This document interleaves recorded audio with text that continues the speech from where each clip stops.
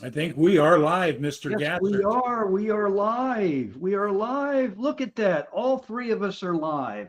This is Mark Gassert, Elevate Your Profits, and my counterpart, Tom Ginn. Tom Ginn.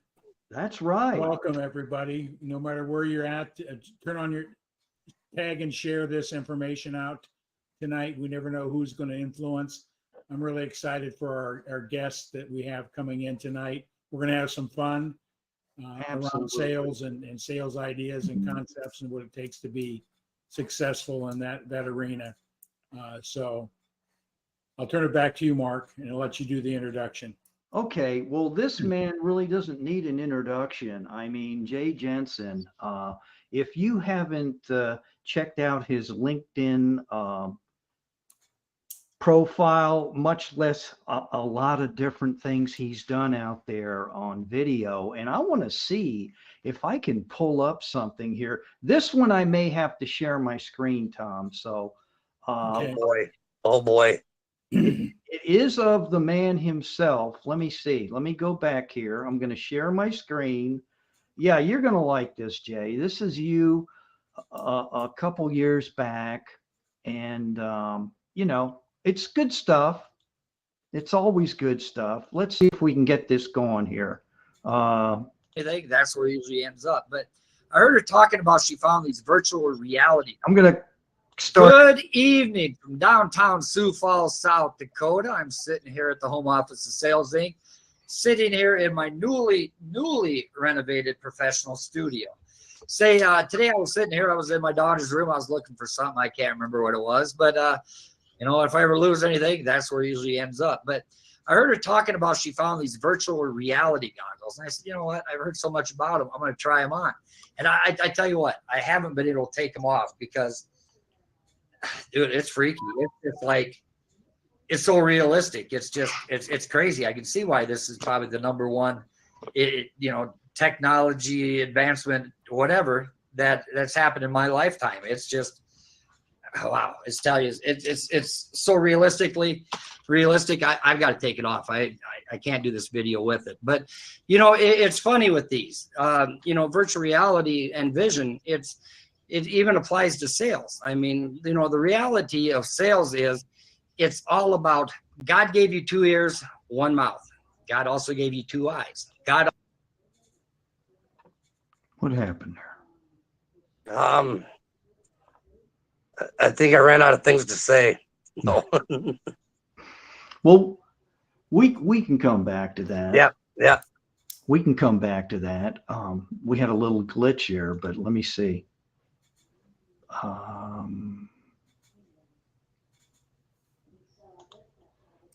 You know, I really miss doing those videos. I should start doing them again. They are always a lot of fun.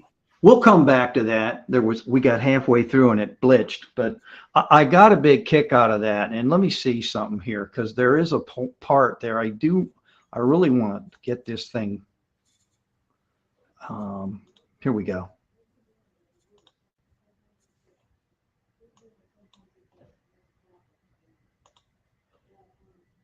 God also gave our customers, our prospects, our clients 2 eyes too. And it's a lot of it. It's about sight. It's mannerisms, your posture, you know, your facial expressions, and how you read those.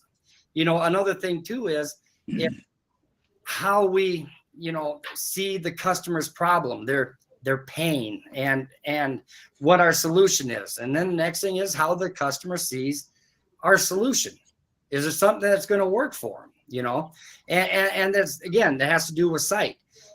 You know, the other thing too that's so important is in the age of social media, there's a lot to do with sight is, you know, how customers see us on social media. I always say, you know, in sales, don't do it if you wouldn't do it to your mother. Well, the other thing about social media is you got to remember, we research them, they research us. And whatever you put on social media, is it something that you want your mother to see? You know, is it something that you're proud of, you're ashamed of? If it is, don't put it up there. You know, I mean, because I tell you what, people will find out, people will see it, and it's going to affect it. So, you know, I always say, be authentic, be yourself, you know, be smart too. I mean, that's really important. But anyway, you know, enough of this. I got to do these again. These are just wow, this is awesome. I hope my daughter doesn't confiscate them back. I wonder if they work underwater. That'd be cool if it did. But anyway, I'll tell you what, everybody have a blessed week. God bless. Peace, love, dove. And oh, this is so cool. This is like, it's so realistic. I felt it. It's great. I got to go. I tell you what, everybody have a good week. Get yourself a pair of these. You'll love it. Bye. And that's from the man himself. Jay, that was great. There needs to be more of what you do out there. I miss those. I really do. That was a mouthful. What made you think about doing that when you talked? Was that when all the gurus were talking about virtual and this and that? And it's not a bad thing, but can you share like what gave you the idea to come up with that? I found the goggles. Okay. I got to do something with these. but I've always got stuff going on, and it did. So it kind of tied in with the idea of, it is how you represent yourself. Even somebody today on LinkedIn, I wonder if it was, I can't remember who it was, but was talking about having a relaxed confidence as a salesperson. You don't want to be too cocky, too, egotistical. You just want to have confidence, but you want the customer to feel it, and that's a lot of things when they look at you, you've got to be right. I do. And me, I'm always big about asking questions. For me, that's what I've always done. I just keep asking questions until I figure out what to do, and that's how I sell, so I guess, right. But yeah, no, I'm still thinking of my goggles now. So I love the creativity, Jay. That Yeah. was brilliant. So, and it sort of goes back to what we talked about before we went live here today, is that many times we're relying on technology to do the work for us. It's just a resource and a tool, but ultimately it takes an engagement like we're doing right now, eyeball to eyeball, kneecap to kneecap, ear to ear, whatever the case may be. And I just love your creativity and that type of thing, and just being authentic. We talked a little last week. We talked about authenticity in business. So, Absolutely. how long you been in sales, Jay? I just want to give a little background of people, your background and experience. 30, 40 years maybe by now. Yeah, probably 40 years, somewhere in there, 38, 40 years. Okay. So what was the motivating factor to go into sales versus a punch a clock type job? I don't know, because well, I flunked out of school, college, and I started waiting tables, and that led into the owner of the restaurant had a timeshare company, and so that's how I got into sales, from waiting tables, working for him, then going to sell timeshares. So that's how I got into sales. Okay. So. All right. Okay. And how did you develop your skills over these years? Did you Trial and error. That's it. I did learn, to listen to people and critique myself too. That was the hardest thing. Was I never thought I screwed up, but eventually you got to kind of think, what happened here? What did I do? And once you're honest with yourself that way, then you're going to start improving a little bit, but that's, I just kept, I've done this long enough. There's a lot of trial and error and going, well, shit, that worked. I'm going to remember that one next time. And I love talking sales, and we get together and, we'd sit and talk sales, and hey, what'd you do here? And, this is what I did here, and just learn from everybody. So. Yeah. Nice. So today, what are you selling today? Absolutely nothing. No. Yeah, no, I'm not even working right now, which I like. But I got to get back to work sooner or later, I guess. I get bored sitting around watching Korean dramas all day. Um, so, but it's kind of winter time rolling around, and I thought, well, I don't know what I'm going to do. So I really don't know what I'm going to do. You know, my wife and I are even thinking about moving down to like South Carolina. So I don't know. I'm just kind of putting everything on pause right now. So Okay. Nice. How's your son doing, Jay? Is he still in sales? No. he's killing it. That little, I'm really proud of him. I mean, he's now into finance already. He's just killing it. He's just doing such a good job, and he's so quiet, you know. And he's kind of got my dry sense of humor, but yeah, no, he's doing very, very well. It's just I just can't believe it. Every time I talk to him, he's selling a bunch of cars, and he said, "Yeah, Dad, now they put me in finance. I'm kind of working on that. I'm really proud of him." So, Oh, nice. yeah. And if you don't mind, I know you're recovering from COVID, correct? I mean, Yep. When did you discover that you had the big C? I mean, Well, I got home. First thing you do is when next time I book a ticket to Asia, I'm going to actually look at the schedule instead of just hitting buy. I had a 13.5 hour flight, one leg from Chicago to Qatar, or whatever it is. right. And I was going, man, I'm never going to do that again. But on the way back, it was 16 hours. I went from Qatar to Dallas, Fort Worth. So I got home and I just wasn't feeling good. I was just tired. I said, I must have just been too long of a trip. And I just didn't get any better. So finally, I did have to go. I was talking to my brother, and I said, I can't even taste anything now. And he goes, you got COVID. So I called my doctor up, and he said, yeah, you got COVID. So that's the only reason I know. But I never got it before. So this is the first time. Right. Wow. And you went to Vietnam. Can you tell us what you did there? I just kind of hung out. Well, actually, my wife, her mom passed away. Oh, Cancer. okay. So my wife, I mean, this is what's tough about having a spouse whose family is in a different continent. Her mom had cancer and just discovered it. And I told her, I said, you need to go with your mom. That was 2 years ago.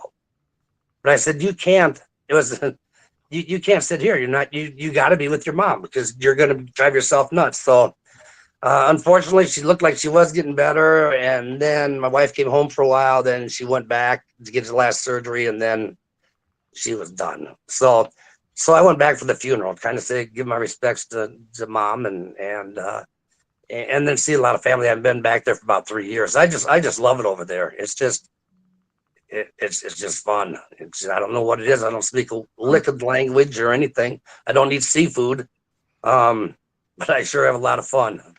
Right. Well, let me ask you this then, Jay. If that's the case, rumor has it that you said you would be afraid if they may ask you to not have you back. So did you wear out your welcome, or and Yeah. did they want to see the blue phone? I mean, I did bring the blue phone once. They didn't really get a kick out of it. No, but it's funny because even in Ho Chi Minh City, it's just like downtown, but it's all office buildings, but it's people's houses. right. But so like my wife's parents' house is here, but next door is a restaurant, and they always have a guard, somebody to help park the motorcycles and stuff like this outside. And I haven't been there, and they showed up, and I haven't been there in 3 years, and everybody's saying hi, and everybody from the neighborhood's coming up and shaking my hands, and I don't know, it must make an impression somehow, but yeah, no, it's just really neat. People were sad to see me go, and but it was time to go home. Right. You know, the first time we talked, we talked around your blue phone. Mark, you want to bring that picture up so people know what we're talking about? Oh, the infamous blue phone. Yes. Well, let's see here. Let's go over to, let's see if I can pull this up for us here. Let's see. There I am. Yeah, there's the caricature, and then whoops, how did that get in there? Well, Thanks for promoting my book. there you go. Yeah. There it is. And Jay, while we're on it, I am going to bring this up here, which is kind of fun to always do. I, I always like to share the lie, cheat, or steal, get the signature and close the deal. Can you tell us what was your thinking behind this? Or You're going to learn with me. There's really no thought process behind me. No, it's just, but it's what it is. It's just kind of a way for me to use the book title and kind of use that into my lessons a little bit, if that makes any sense. sure. Now on I did a lot of videos on a book. I said I can't sell, so I wrote a book, and I broke it down per chapter because nobody could get my book. Amazon kept running out and blah blah blah, and so it was just a way for me to, use that as the topic, and then just have like chapters to talk about. And what I love the best on this one, I can't sell, so I wrote a book. Trust me, I'm a salesperson, and lie, sell, and hide, from the best-selling author.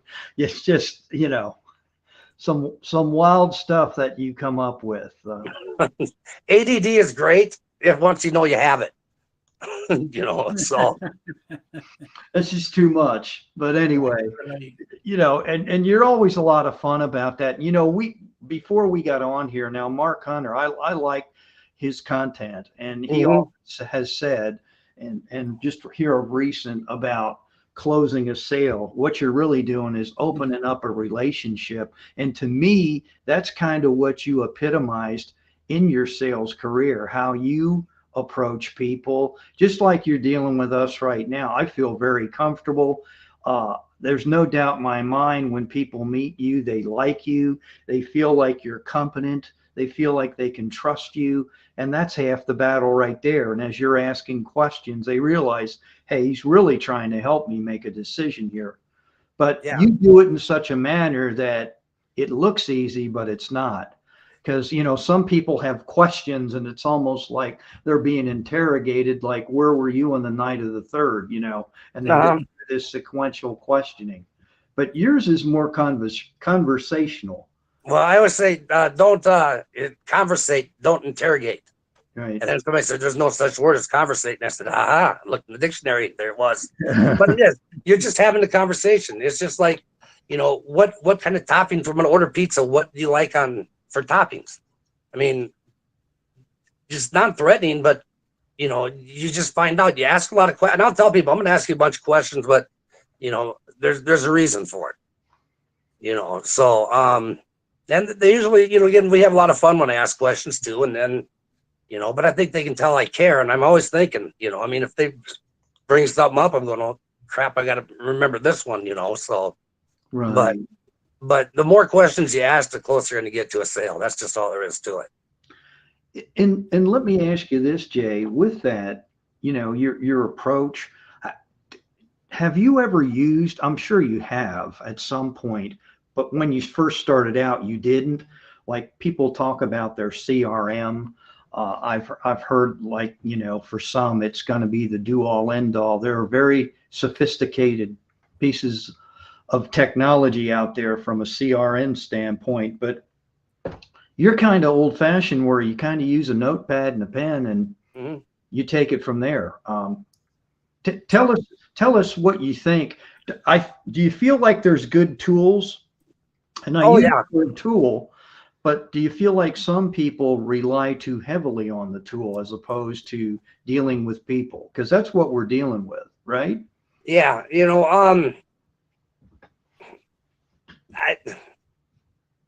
I think honestly, salespeople spend more time instead of trying to learn how to use the tool, the CRM.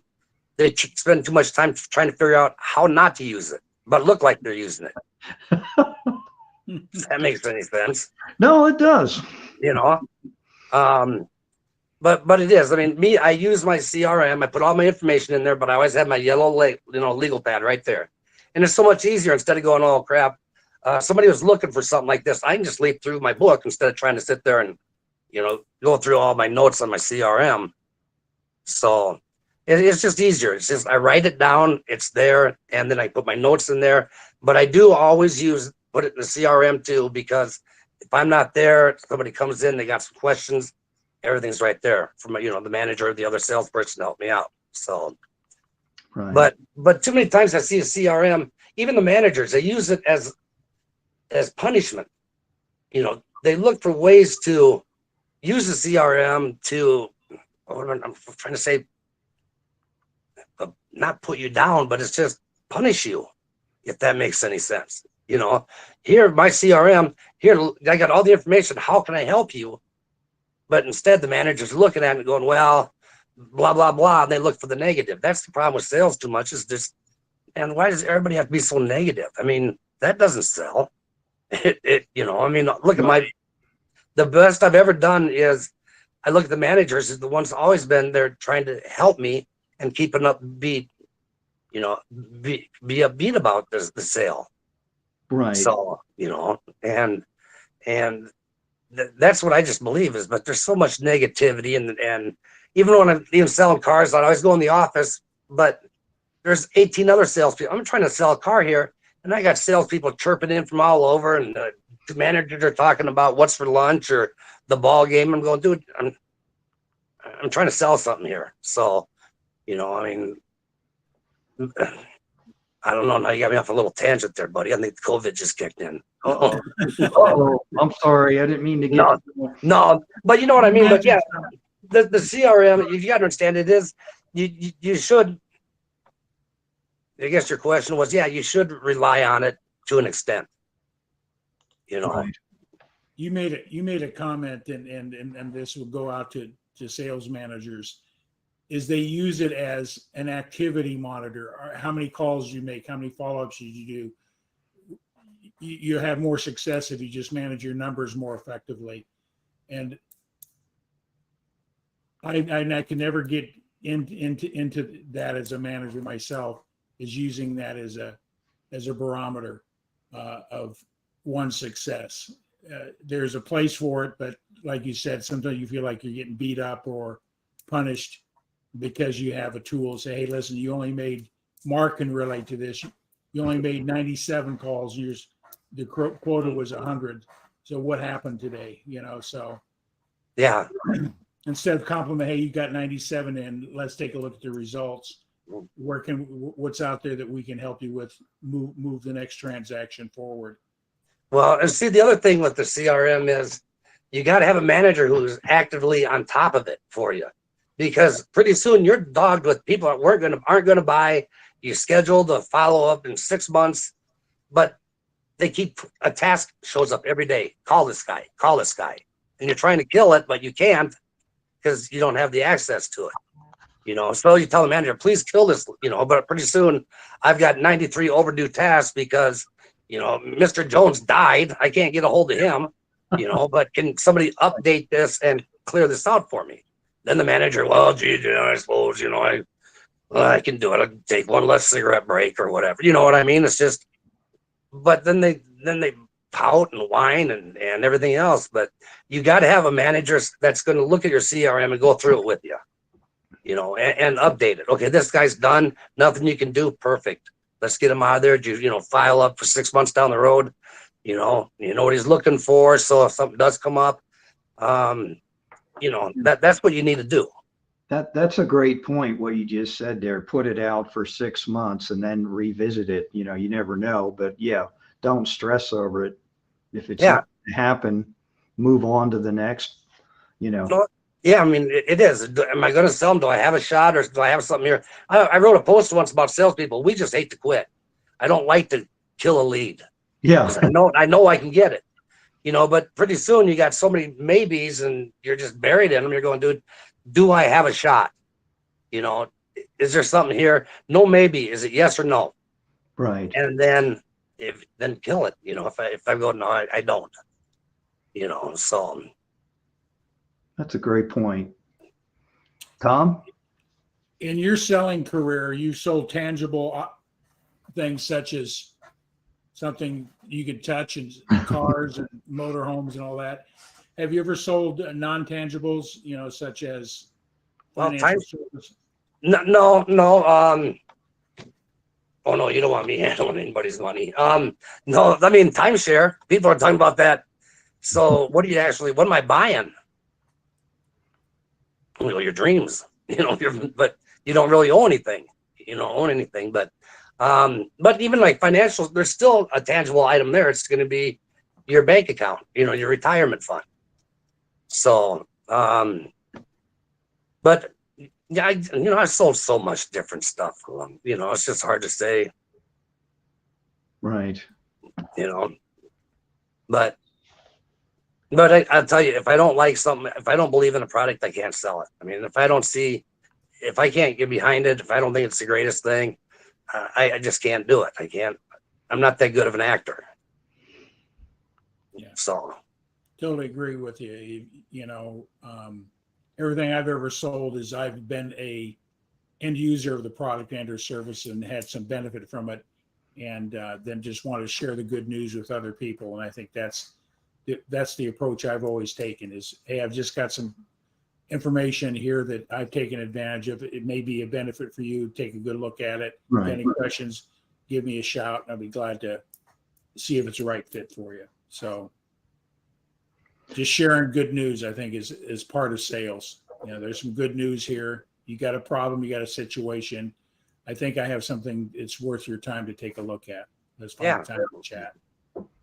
And you'll know if it's a good fit. And again, too, if you really believe in the product, it's so much easier if you transfer your enthusiasm and your confidence to your prospect, to your client.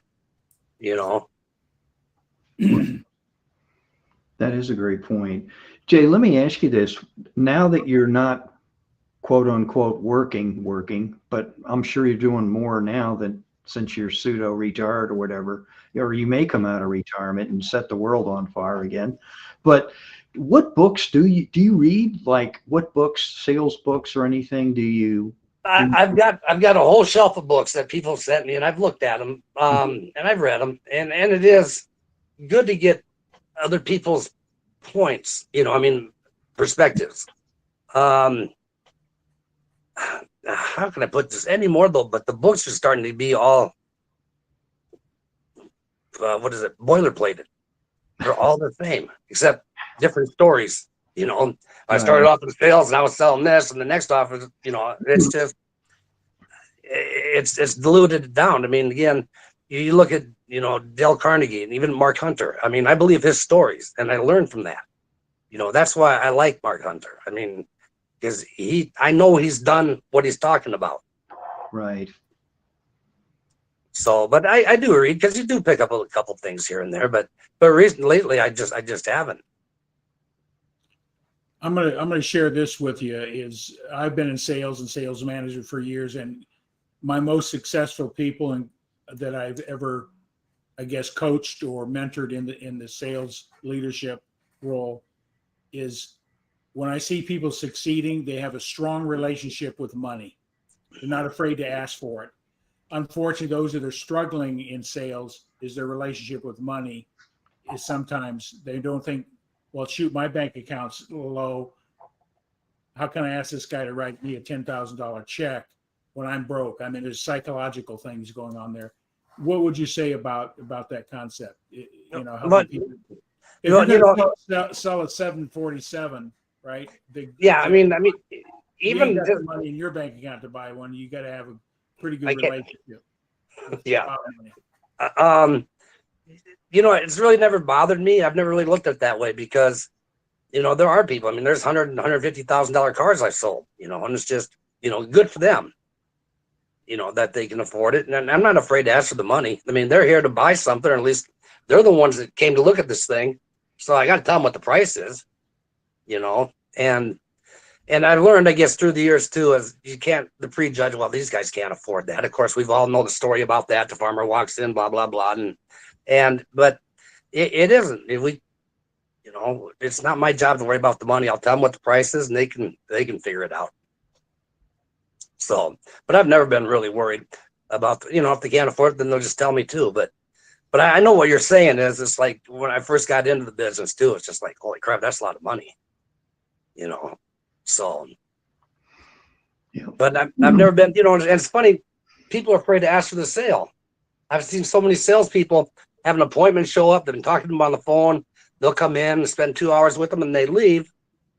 And never even ask them to buy. I just go, what? There's something You know. about having a relationship with your prospect, but not to a point where you can't say, let's consummate this relationship. Let's see how this will work for you. So you got to ask, you don't ask, nothing ever happens. Yeah. You know, it is kind of funny though. I've had it where I don't have to ask for the business. I just take it, you know, and I guess maybe it's me being experienced. I just assume they're going to buy it, you know, because I've done my job and they like it. Because I'd had that once. I was sitting there, people came in for a test drive. I started typing stuff up. Now, how do you want this titled? And I'm sitting there like this. And finally, they look at each other and they go, honey, we buying this car? I go, yeah, you're buying this car. You know, they're looking at each other and, oh, okay. So you like the car, but I just assumed, you know, but a lot of times you don't have to really grind on them. If you do your job, you got the right product. It's so easy to close, you know, it's just natural for it to happen. And you got to ask too. Sometimes if you're getting off course, you got to bring them back, reel them back in and say, no, I hate to do this, but it's my job. I got to ask you, you know, what's it going to take to earn your business, you know, or whatever, you know, I mean, it's just, but, you know, people expect you to buy or ask you to buy, they know. Jay, what's the toughest field you've been in far as sales in your career, would you say, or one of the toughest? You know, I've been pretty smart about what I choose because I know I'm not that smart or technological. You know, I don't. I stay away from those things. I try to stay in my comfort zone. I really haven't had any that I've been a lot of trouble with. You know, to be honest with you, it's right. You know, it would probably be, you know, the cold calling I used to have to do. I did that for a while, and that was probably the most uncomfortable thing. But I didn't know I was cold calling. You know, nobody. It's just, but you know, I mean, that's why they talk about cold calling too. The people come up and say, "You're going to do this to start off. You know, congratulations, you're with company. You're going to call people. You're going to hate it. You're going to hate it. You're going to hate it, and blah blah blah." Well, don't tell me something like this. Like, here's a plate of food. You're going to hate it, but eat it. You know, but if you say, hey, this is going to be great, you're going to meet a lot of people. You're just going to call them up and ask if they have this or that or whatever. But I think cold calling's got a bad rap because it's the way we portray it to all the newcoming salespeople. You know, oh, you're going to have to cold call. You know, it's, oh boy, you're going to get hung up on. You're going to do this. You're going to do that, and right there, you got a negative mindset right away. Sure. Well, I think today with everything that's out there, don't you think more calls today are more warm than cold? I mean, it's not like you're dialing from the yellow pages. The Rolodex or anything. A Rolodex. Yeah. I'm dating myself, but yeah, I mean, or here's a list, just call these. And, you know, and all you got is a generic phone number as opposed to a cell number or, you know, direct dial. There's a lot of different ways to engage with people now, from LinkedIn to, you could go through the whole gamut. Oh yeah. And see, I would do that too. Like in that video I did with people will look at you. I mean, I do that was when I'd look at a prospect, I'd look at LinkedIn and I'd look at Facebook and see if I can just pick up something. You know, it only takes 2 seconds to pull them up on Facebook. I just look through it. I don't creep on their pages and everything, but oh shoot, you know, they're a Hawkeye fan. You know, so I figure out a way to slip that in there, you know.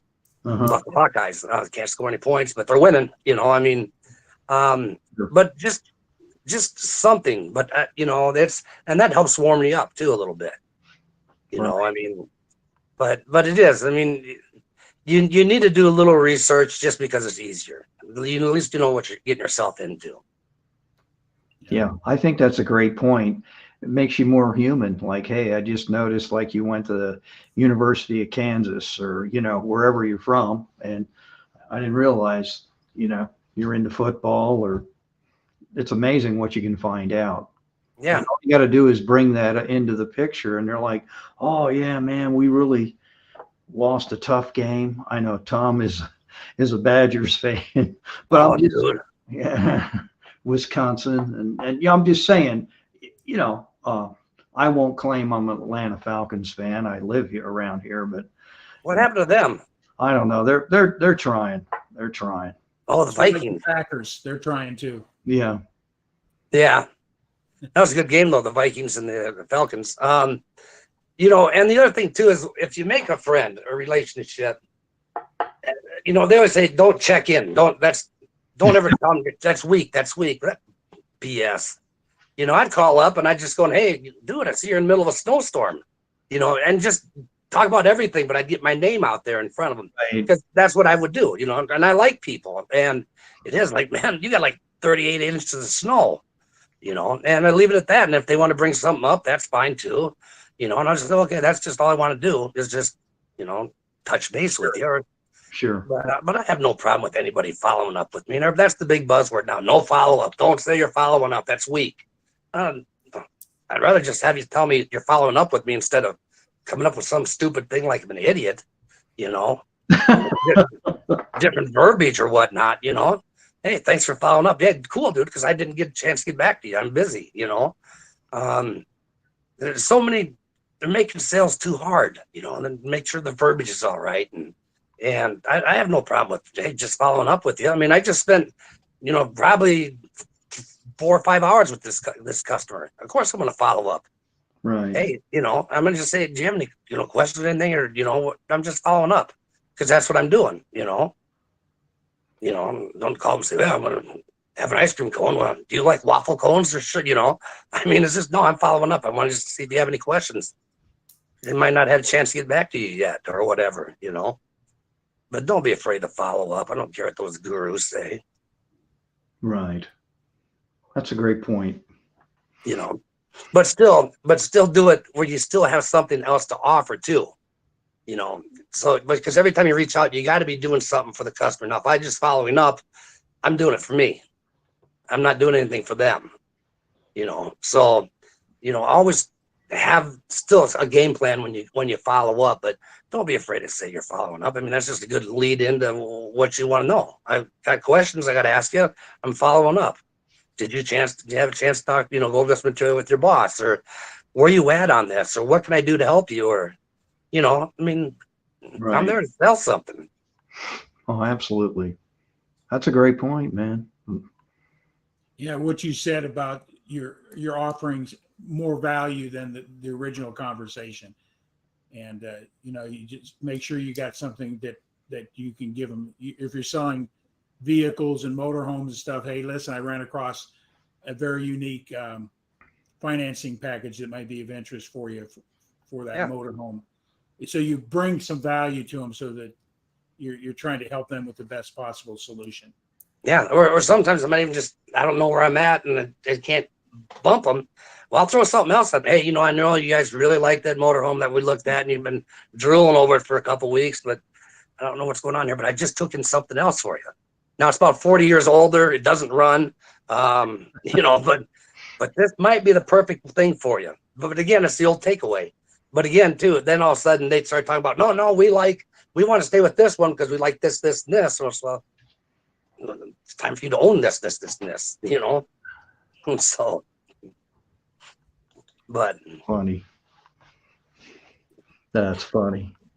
So where's your son work at now, Jay? I meant to ask you. oh, in Greenville, Greer, South Carolina. Oh, okay. Greer. All Yeah. right. That's not too far from where I'm at here in Gwinnett County. No. So we drove down there. I made the mistake. My eyes weren't very good.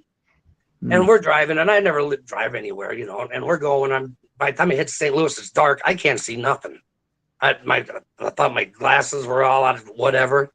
Then we get in the mountains. I can't see nothing. And it's so dark in the mountains. They're curving around. And Right. well, my wife about divorced me because I didn't know where I was going half the time down those mountains. and then where did those mountains come from? When did we get mountains on the East Coast? I mean, that was just crazy. But I'm going, we got to be out of mountains pretty soon. And I'm looking, it says Greer at the foothills of the mountains. Well, great. So my wife on the way home, she made me drive as soon as it 4 p.m. Find a hotel, we're done. She's not letting me drive at night. So. Yeah. Wives have a tendency to keep us in check, don't they, Jay? Yeah, well, then I get my eyes checked. I'm going to get them checked when we get home. And it's like, you got cataracts. Oh, what's that mean? That's why you can't see. Oh, so I had to tell her, yeah, honey, it's not my fault. I had cataracts. I didn't know it. Yeah. So when the people in Vietnam first met you, what did they think? Did you know how to take them, or they know how to take you, or? I just treat them like I did everybody else, and it's that I'm hi, how you doing? But it's funny. I mean, I don't speak, I know Xin Chao and one more word. I can't remember what it is. But anyway, Your but wife I sit has there. fun with you when she's over there, right? Oh no. But I get people. She goes, how do you sit there and you got people laughing and all this, and people get attracted to you, and they don't know what you're saying. But somehow it's just, again, the sales personality comes out, and we do so much with their facial expressions. Right. But oh yeah, I have no problem. I mean, there's got people waving at me all the time. And I've had guys sat there. One time this guy, and he had about 6 women with him. He was like an old guy, probably 75 years old, and 6 women are probably 45. We go to a restaurant, and I look at him and I'm going, point to all the women. I go, all those are yours? Next thing you know, he's over here, and I'm taking pictures with the girls and him. And then we go in and we sit down and have dinner, and then he comes over and buys our meal. Oh, that was nice. But yeah, it's just, and we'll be on the back of a motorcycle. It kind of freaks people out on those little motorbikes because my wife's 5'5" and she drives. I'm not gonna drive in that. I don't. Right. The traffic's nuts. But here's a guy 6'2", 250 pounds on the back of the bike. I'm sitting at the stop sign. I'm sitting there high-fiving people. My wife's like, you just settle down. I know I can't help it, but it's just, I just have a lot of fun. That's just That's the way it is. Right. But still be respectful, in their ways too. But you'd be just surprised. It's just. But yeah, I mean, I don't know how they. But when you sit there and we can talk, we understand what they're saying, I guess. Or maybe I just think I know what they're saying. I'm handsome, like this, but no, we just have a lot of fun there. That's nice. Hey, the city's really changed a lot since, the conflict and all that. As far as when you first went there, do you remember like how long ago it was till today? Yeah, I mean, it was probably like 6 or 7 years ago. Uh-huh. But I look at too, and I want to actually go see how much damage there was, because they've rebuilt, Yes. the city. Yes. But I looked at them going, oh Jesus, that from still the 60s and 70s, or from the war or whatnot. But I did drive by, and I finally found a place where that hotel where Saigon was falling, and they had the last helicopter. And remember that presidential or whatever. Uh-huh. So I did drive past, and I was going, oh, there's where that is. That was neat. I didn't go inside. They want like $100 for a tour. So no, I'm not going to do that. But just kind of clicks. And I remember like the old 8mm films in my head that you saw on TV of just, the news and stuff like this. But they don't like talk about the war either. They're just, think about it, it's over 50 years now. Yeah. Yeah. Right. It's in the history. Yeah. Half the people that are there now don't even, weren't part of it anyway. So yeah. Makes sense. But no, I mean, I'm very welcome over there. I mean, it's a great country. It really is. I just wish they speak more English, but or maybe I could learn how to speak theirs. Or how about French? Do they still is French used? Oh, I hope not, because that's another thing I got to learn. No, they don't really speak any French either. So right. That's wild. Well, what does your wife think, like, now what Vietnam is today? Because it's doing very well economically. It's thriving. She had a business for a long time. She had actually a travel agency. But what I'm surprised is it is thriving. There is people are making money. You know, you can make money over there. You know, have your own business, and it's not. I didn't even know it's communist for a long time until somebody said, "That's a communist country." You go, really? I didn't know that. I was just picturing like North Korea, you know. But it's you know, people start talking politics here, and I got somebody, you got this, and they're talking about, you know, Trump and then this one Biden. I go, you know what? I don't care. In 3 years, I'm going to go live in a communist country where it all makes sense. You know. So, Oh man, you're too much. Well, Tom, you got anything else to throw at our man here? Really, no. Excuse me. mhm. Just love your energy, and you're having fun. I think that's a key thing of, you know, in life, not just in sales, but in life. Have some fun. Can't take things way too serious. Make things simple. Yeah. Ask questions. I love the way you started out. Just start asking questions, and those questions will lead to building that relationship. Because if you asking questions, it shows that you care. It goes back to Maslow. Do you see me? Do you hear me? And do you really care? And asking questions and letting them know you heard them, and then offer a solution to their concerns, their fears, or their doubts or worries, whatever the case may be, is so important in sales. So, Well, you know, if you ask enough questions, they'll tell you how to sell them. yeah, You know, exactly. they'll tell you everything, and that's why, you know, no, even when like selling cars, here'd be a salesman have a customer for 3 hours. Customer leaves. What was their name? I don't. I got it written down somewhere. You don't know their name. Where are they from? I don't know. Who cares? What do they do? Oh, I don't know. What difference does that make? You spend 3 hours with these people. You don't know. You know, they got their name written down. You don't know where they live or what they do. The guy goes, well, what difference does that make? I said, well, okay, they're looking for a car. Maybe they work in Sioux Falls, but they live an hour away. They probably want something a little bit with gas mileage. You know, I mean, Right. but you got to ask questions. But so many salespeople, they just want to lay down. You know, I mean, it's just or force them into something. Yeah, that's true.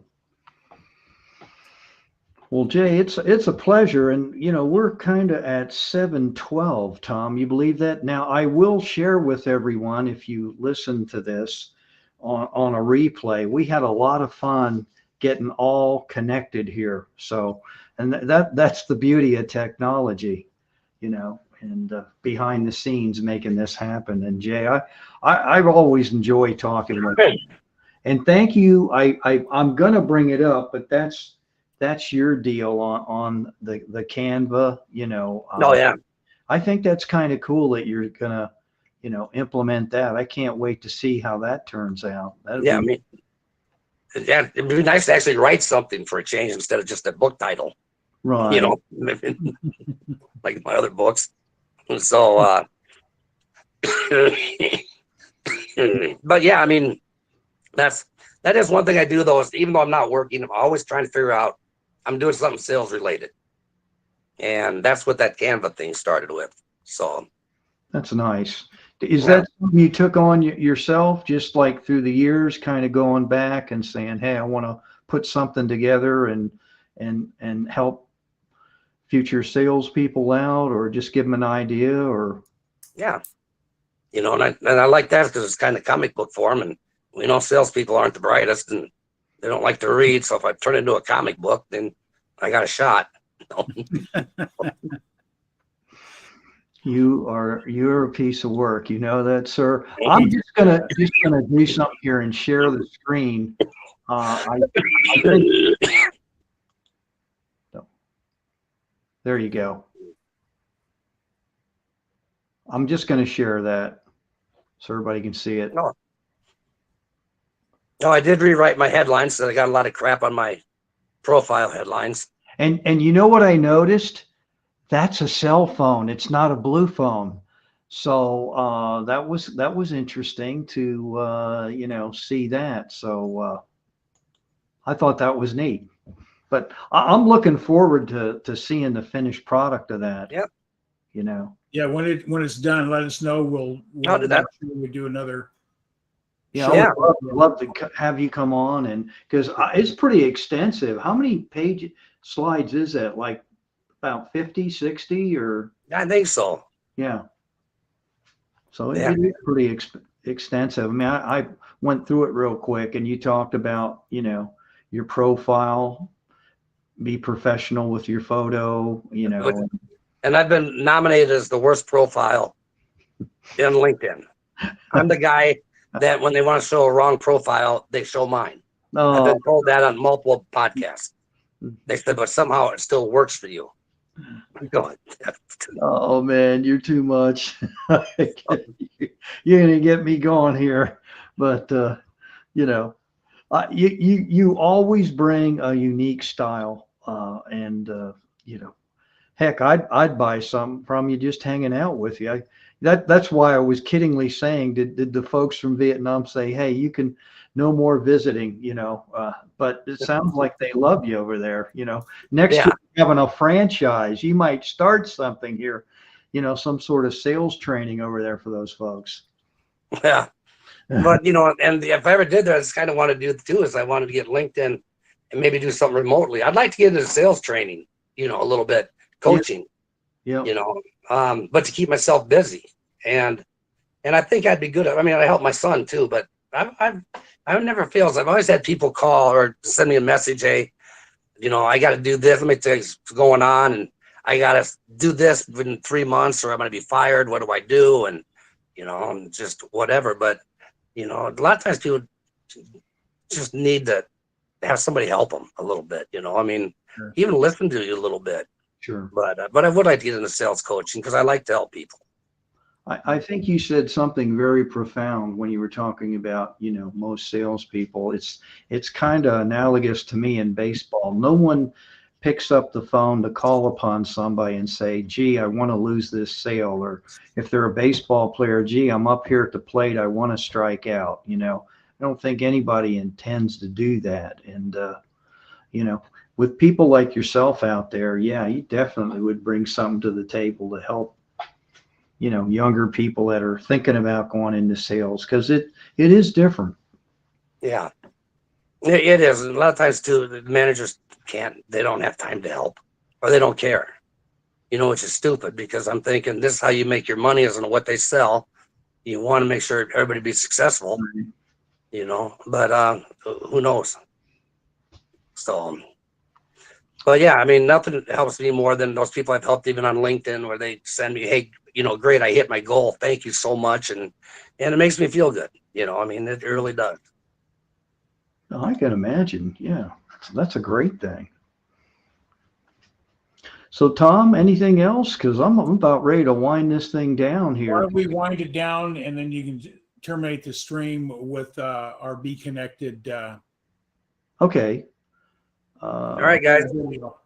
Well, we're not gonna run out just yet, but yeah, hang on, Jay.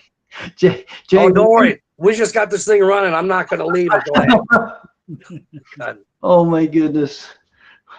Yeah. This is our sponsor. Media. I'm going to go to media share the popper up here, and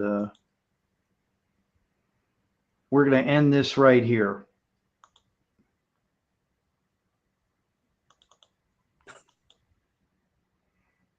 Any day now. Just won't quit. Something. There we go. There we are. I've seen that screen before.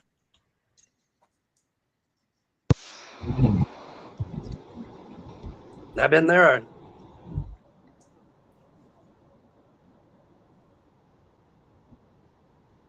Click on watch the tutorial, Mark.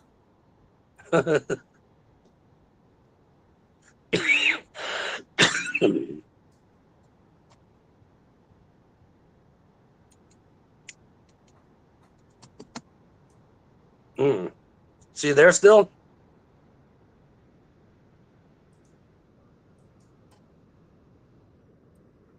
We lost Jay.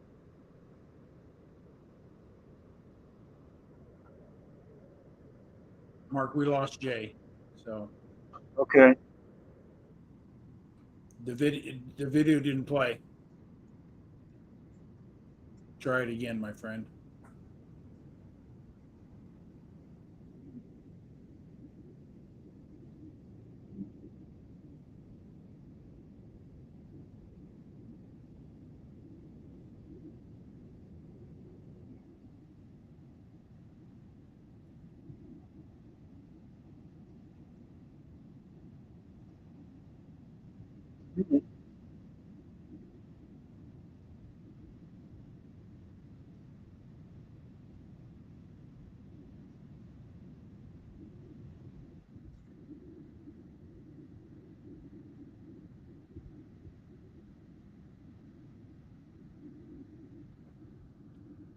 Well, Mark, we're just sitting here in the quiet. We should just say good night, everybody. Thank you for joining us on Elevate Your Profits. And we'll wrap it up, my friend.